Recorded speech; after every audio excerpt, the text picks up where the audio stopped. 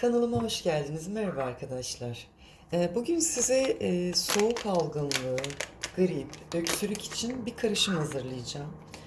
Bunun için öncelikle bir çay kaşığı kadar şöyle ben aktarlardan veya marketlerden de alabilirsiniz. Zencefil. Şöyle göstereyim. Bir çay kaşığı zencefil. Şöyle ben yine aktardan aldım. Zerdeçal. Bir çay kaşığı kadar. Propolis. Yine bunlar aktarlarda satılıyor. İstediğiniz markadan alabilirsiniz. Yani ben yeni aldım. Yani bir iki ay kadar oluyor. 40-45 lira. 1, 2, 3, 4, 5, 6. 6, 7 damla kadar damlatabilirsiniz. Ardından ben böyle limon sıktım. Bardağıma hazırladım.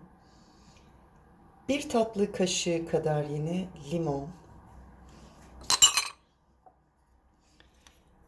Ahşap kasıcı kullanacağım şu anda. Bir tatlı kaşığından bir tık az bal. Bu karışımı hazırlıyoruz bu şekilde. Macun kıvamına getiriyoruz.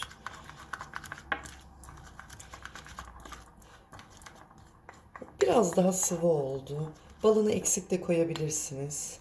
Şöyle göstereyim size. Aslında macun kıvamına getirecektim ama olmadı. Yani macun veya bu şekilde sıvı hiç fark etmiyor esasında. İçeriği önemli olan.